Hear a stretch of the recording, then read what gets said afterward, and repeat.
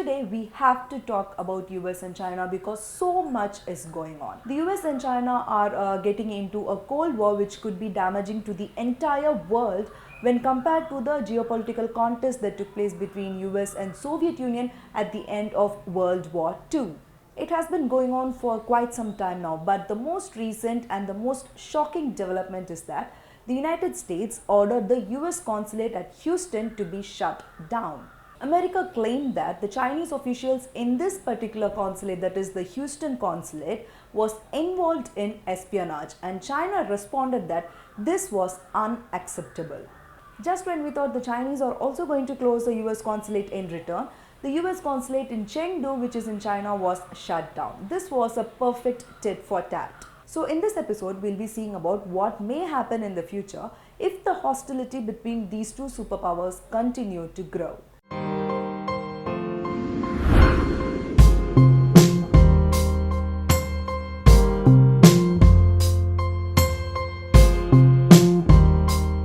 China and US. The world's two major superpowers are now wrestling for strategic advantage in a contest for global leadership. The global supply chains are already stressed. Now the US and China trade and tech wars would cause these already stressed supply chains to break, and it would reduce international cooperation, and it would also open new ways of conflict and argument. It could also complicate the economic recovery and could lead to a second global recession or depression. There are 5 US consulates in China. The one in Chengdu was shut down. People working in that particular building vacated their offices 72 hours after the Chinese announcement. There is also a US consulate in Hong Kong, but the Chinese did not close that one.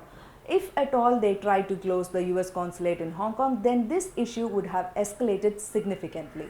Most of the direct escalation on things like tariffs and diplomatic hits are coming from the United States, and pretty much everything is getting worse in the US-China relationship. Now the interesting thing is that the response of US to China is broadly supported. When I say broadly supported, the massive backlash by US against China is not just about Trump like one may think it is. Many countries are actually not happy with China. United Kingdom reacted very sharply to the Hong Kong security law. The coronavirus cover-up in China actually made Australia more angrier than US. In fact, they wanted to call for an independent investigation. And then there is also India with the border issue with China. The fact that so many countries around the world, mostly American allies, but not all countries are American allies, are engaged in massive backlash against Chinese policies says that Xi Jinping is actually doing a lot wrong at this point. It may mean that either his policies are bad or he is implementing it ineffectively. I would say that both these case scenarios are bad for Xi Jinping. Secondly, not only China but US is also responsible for this unfriendly situation because US is not ready to compromise. Relations between US and China has become a lot worse in decades, especially since Donald Trump took office. The two countries have implemented a series of new tariffs on each other since 2018, and that grew into a trade war, and that actually spread into areas like technology and finance. For the first 3 years after becoming the President of the United States, Donald Trump was balancing the demands of those who wanted to take severe measures on China and his own desire to pursue a trade deal and cultivate a stronger relationship with Xi Jinping. Meanwhile, a lot happened, and the unexpected order to close the Chinese consulate in US and the US consulate in China also happened. So what made US to take that action? US is very eager to blame China for the COVID-19 pandemic, and they are also fed up with the alleged history of espionage and intellectual property theft. So Trump allowed a small group of advisors to push US policy toward China. The result is a series of sanctions, restrictions and condemnations which led to the closure of Chinese consulate in Houston. Now the conflict has happened in many fronts. China's tightening grip over Hong Kong, its treatment of Muslims in Xinjiang, its infiltration of technology and the theft of intellectual property, all these are the issues related to China that are major concerns of US. It is banning Chinese academics and expelling Chinese journalists and warning that the US needs to cut its dependence on Chinese goods. US also tried to pursue a free trade agreement with Taiwan. This move would definitely infuriate Beijing, but it has gone nowhere. Trump also has not given his approval to another idea of barring entry of members of China's Communist Party to the US.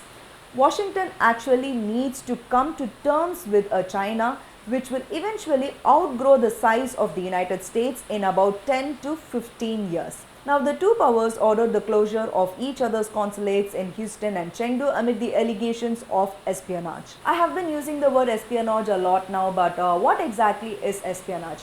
It is the practice of spying or having spies. For nearly half a century, US officials, business people, and civil society have invested a lot in China.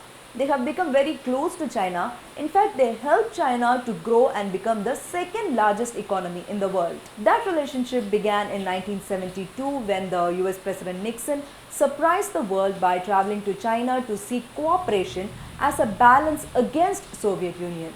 And 7 years after that visit, formal diplomatic relations were established. Very soon we'll do a separate episode on the history of US-China relations and their timeline, so stay tuned for that too. Now coming back to our topic, the usual way of diffusing such conflicts between two superpowers in the world would be for the two presidents to talk to each other over the phone, just like the former US presidents have done in times of crisis. But in today's scenario, the US President Donald Trump and the Chinese President Xi Jinping have not spoken since March. It looks like the US administration is waiting for something really bad like breaking diplomatic relations to happen. This action would even more affect the 4 decades of fragile diplomacy.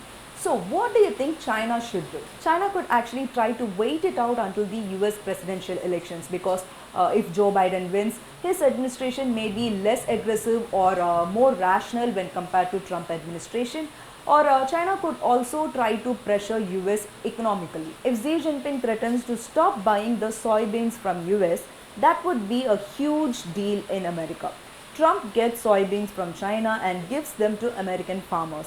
They are a key part of his voter base. Trump may back down attacking China if he sees the stock markets drop. So these are the possible reactions from China. Or there could be a worst case scenario too. Some US and Chinese experts say that these two countries might head into a direct military conflict even before the US presidential elections. Trump is desperate to get re-elected and he could suddenly cause a military clash to make that happen too. China is also not flexible in the case of South China Sea, Tibet, Xinjiang, Taiwan and Hong Kong.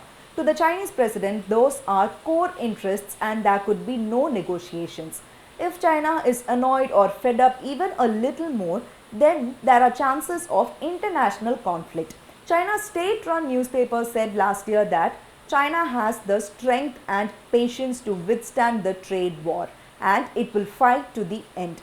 The US must drop all tariffs imposed on China if it wants to negotiate on trade, and only an equal dialogue can resolve the issue and lead to a win-win situation.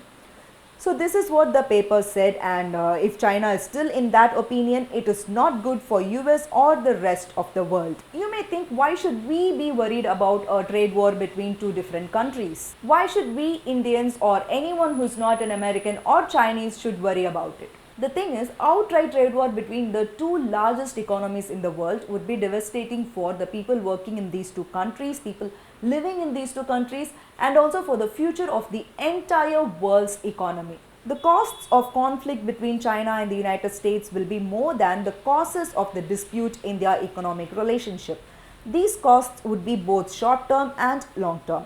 Losses of growth, unemployment, damage to the world trading system, no investment and efficiency will be the effects. A capitalist democratic US and a communist unelected leadership in China are fundamentally at odds and they cannot coexist. The US is aggressively responding to the Chinese Communist Party in a way that the country has not responded in the past 20 years. In this episode, I've explained what will happen if the conflict between the two superpowers intensifies and how will China and US react to that particular scenario.